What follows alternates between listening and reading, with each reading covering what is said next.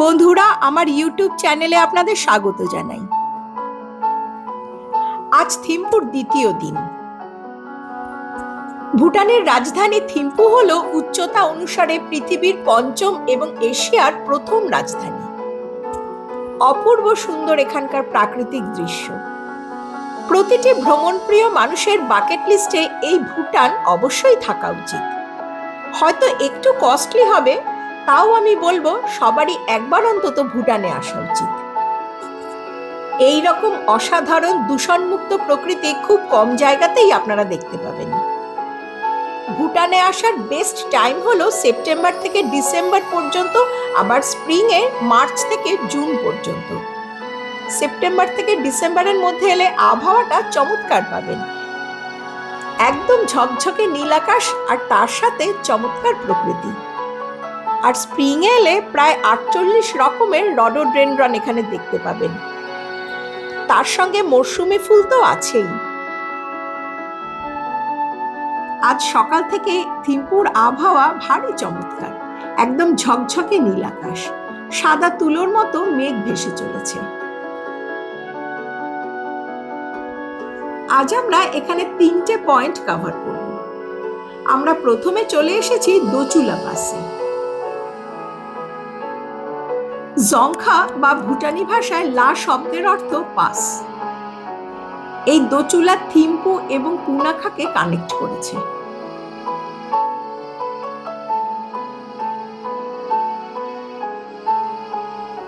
10,200 foot উচ্চতার এই Dochula pass ভুটানের একটি বিখ্যাত গিরিপথ।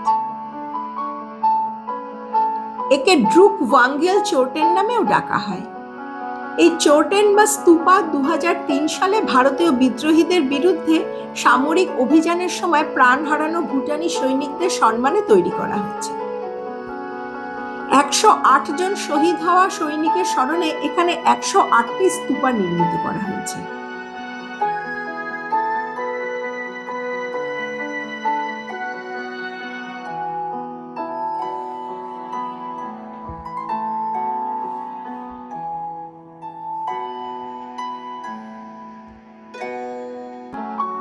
এই জনপ্রিয় স্তূপাটি ভুটানের সংস্কৃতি, ইতিহাস এবং সাহসিকতার গল্প বলে। ভারতের নর্থ ইস্ট এবং কামতাপুরী অঞ্চল থেকে বেশ কিছু বিদ্রোহী গোষ্ঠী 2003 সালে এখানে এসে জড়ো হয়েছিল। সেই সময় ভুটানের রাজা ছিলেন জিগমে সিংয়ে ওয়াংচুক। তিনি এবং তার সেনাবাহিনী সেই গোষ্ঠীকে পরাস্ত করেন এবং সেই যুদ্ধে বিদ্রোহীদের বিতাড়িত করা হয়। যুদ্ধে ভুটানের 108 জন আর্মি জওয়ান শহীদ হয়েছিলেন।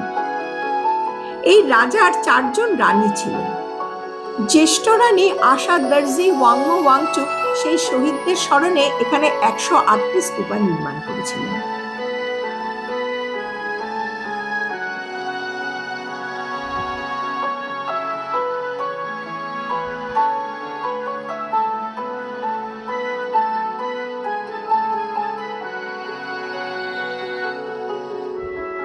এর মধ্যে কোভিডের আগে এখানে একটা অনভিপ্রেত ঘটনা ঘটে। 2019 সালে বেশ কিছু টুরিস্ট এখানে এসে এই স্তূপাগুলোর ওপরে উঠে নাচানাচি করে এবং বিভিন্ন অঙ্গভঙ্গিমার সেই ছবি সোশ্যাল মিডিয়াতে পোস্ট করে। এই ঘটনা ভুটানের পার্লামেন্টে বেশ আলোড়ন ফেলে দেয়। এই সমস্ত অবাঞ্ছিত ঘটনা রোখার জন্যই মনে হয় ভুটান সরকার সাস্টেনেবল ডেভেলপমেন্ট ফিস চালু করেছে। এখানে বহু মানুষ প্রার্থনা জানাতে এবং ধ্যান করার জন্য আসেন।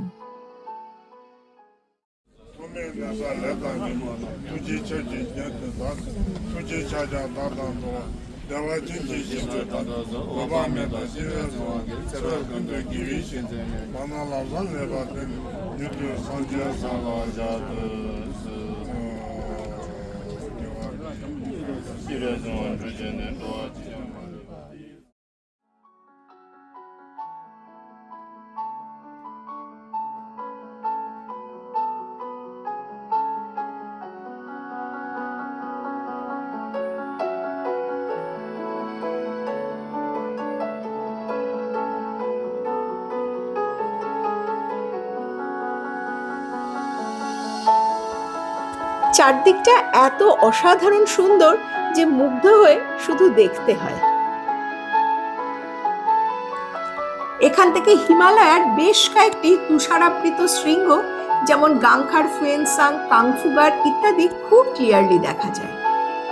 কিন্তু আজ আমাদের দুর্ভাগ্য, মেঘ এসে সেটা একেবারেই ঢেকে দিয়েছে। দেখা যাক আর অন্য কোথাও থেকে এই শৃঙ্গ দেখা যায় কিনা।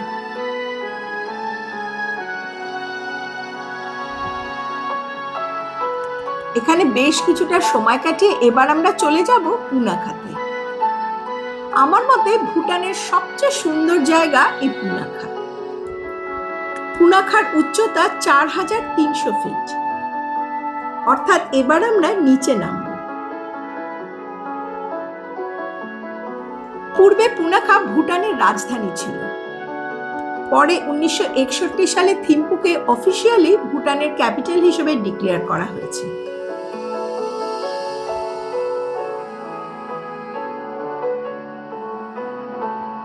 যেতে যেতে আমাদের একটা ছোট্ট টি ব্রেক নেওয়া হলো।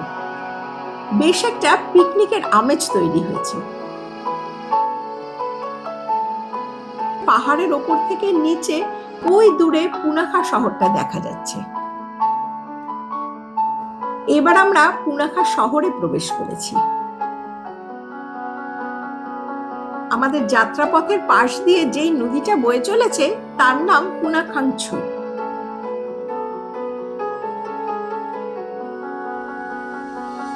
ওই দূরে দেখা যাচ্ছে পুনাখা ফোর্ট্রেস।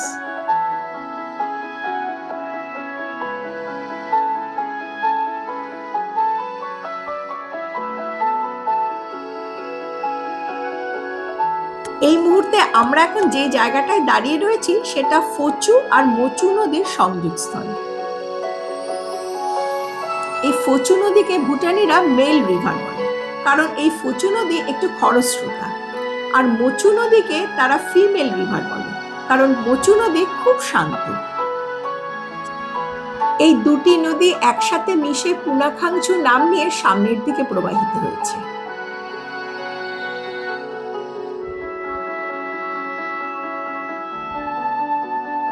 এর চারপাশটা অসাধারণ সুন্দর।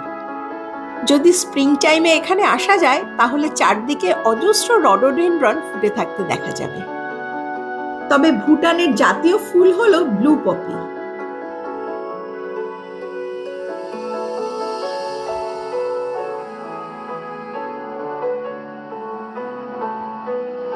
এই ফোর্ট্রেসের এন্ট্রি ফিস ৫০০ টাকা।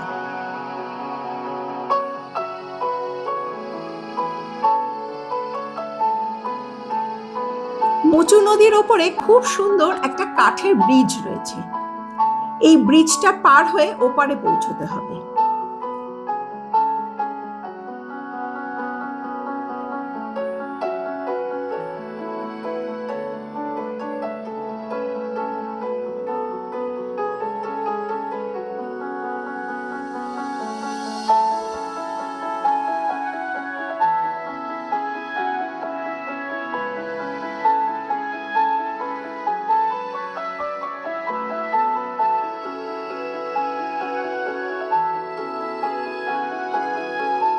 ব্রিজে দাঁড়িয়ে চারদিকটা অপূর্ব সুন্দর লাগছে।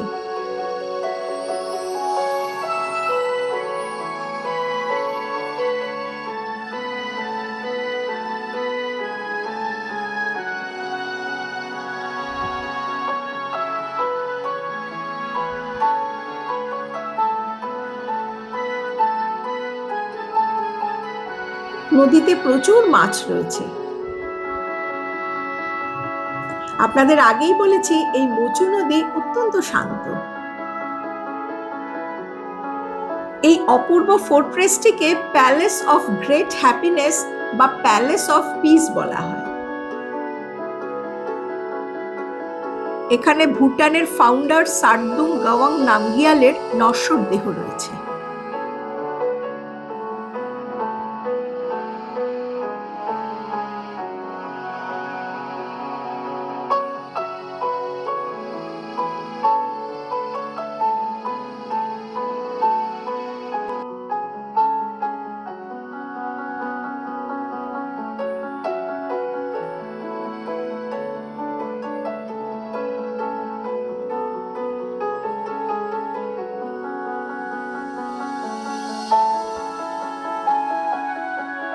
ভুটানের সব মন্দির বা স্তূপাতে প্রবেশদ্বারের চৌকাঠটা বেশ উঁচু থাকে। ভুটানিরা মনে করেন চারদিকে যে ডেমন বা অশুভ শক্তিরা ঘুরে বেড়ায় তারা পা উঁচু করে হাঁটতে পারে না, তাই চৌকাঠ উঁচু থাকলে তারা হোঁচট খেয়ে পড়ে যাবে এবং ভেতরে ঢুকতে পারবে না।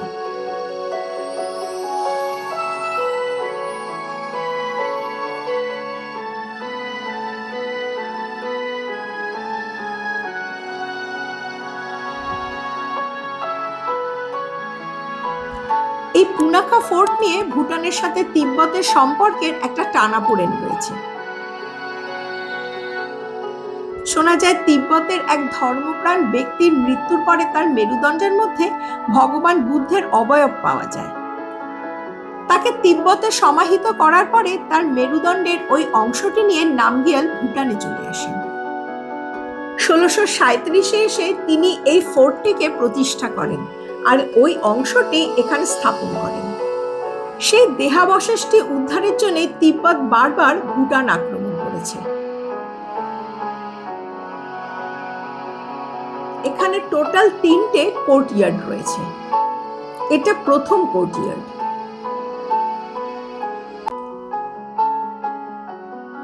কি অসাধারণ কাঠের কারুকাজ! যত দেখছি তত মুগ্ধ হচ্ছি। এরপর একটা আলো আঁধারি রাস্তা দিয়ে দ্বিতীয় কোর্টইয়ার্ডে প্রবেশ করলাম। এখানে সাধারণত মঙ্করা থাকেন।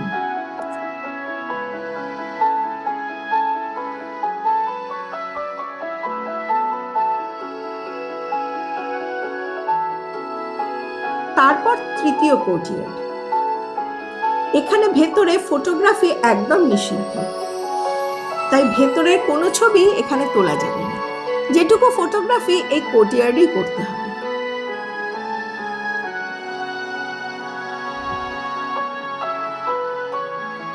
মন্দিরের ভেতরে ভগবান বুদ্ধের সম্পূর্ণ জীবনী সারা দেওয়াল জুড়ে আঁকা রয়েছে।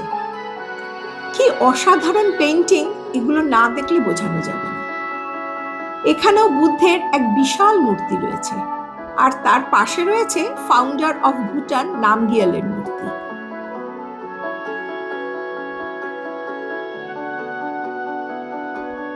এখানে যে মন্দিরটিতে নামগিয়ালের নশ্বর দেহ রাখা রয়েছে সেখানে জনসাধারণের প্রবেশ নিষিদ্ধ।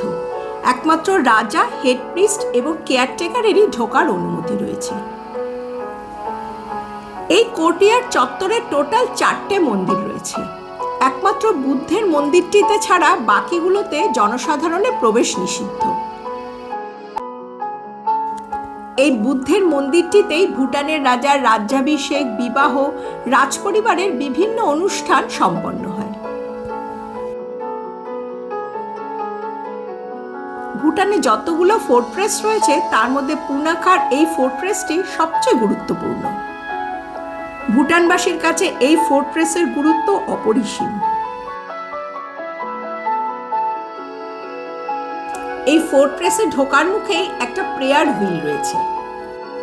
আমরা সেই প্রেয়ার হুইল ঘুরিয়ে প্রার্থনা জানিয়ে এসেছিলাম।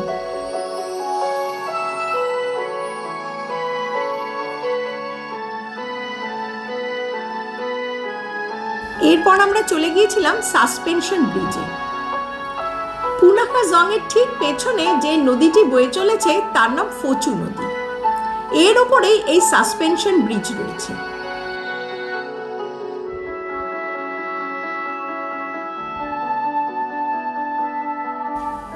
এই ব্রিজের দৈর্ঘ্য 160 মিটার। এটা ভুটানের দীর্ঘতম সাসপেনশন ব্রিজ। এপারের পুনাখার সঙ্গে ওপারের গ্রামকে যুক্ত করেছে এই সাসপেনশন ব্রিজ।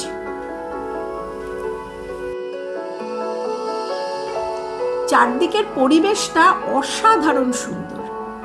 এতটা সুন্দর প্রাকৃতিক দৃশ্য দেখব কখনো কল্পনাও করিনি। আর ওপারের ভ্যালিটা সত্যিই মনোমুগ্ধকর। এই ব্রিজে ওঠার পরে দেখলাম ব্রিজটা হাওয়ায় খুব দুলছে। খুব মজার একটা অভিজ্ঞতা হয়েছিল। আমাদের কারোরই ফিরতে মন চাইছিল না, কিন্তু ফিরতে তো আমাদের হবেই। ফেরার পথে রাস্তার মাঝে একটা রেস্টুরেন্টে লাঞ্চ সারলাম। রেস্টুরেন্টের জানলা দিয়ে প্রকৃতির এক অপূর্ব রঙের বাহার দেখেছিলাম। হোটেলে ফিরতে ফিরতে বেলা প্রায় পড়ে এসেছিল। সূর্য অস্তা চলে যাচ্ছে। আরো একটা চোখ জুড়োনো সৌন্দর্য। হোটেলে ফিরতে ফিরতে সন্ধে হয়ে গিয়েছিল। আগামীকাল থিম্পু থেকে আমরা পারো রওনা হব। ভুটানের সবচেয়ে সুন্দর উপত্যকা হলো এই পারো। দেখা যাক আমাদের জন্য সেখানে কি কি চমক অপেক্ষা করছে। আজকের এবং আগামী পর্বগুলো আপনারা অবশ্যই দেখবেন, লাইক, কমেন্ট আর শেয়ার করবেন। আর যারা এখনো আমার চ্যানেলটা সাবস্ক্রাইব করেননি তারা প্লিজ একটু সাবস্ক্রাইব করে দেবেন। আজ তাহলে এখানেই শেষ করছি। ধন্যবাদ।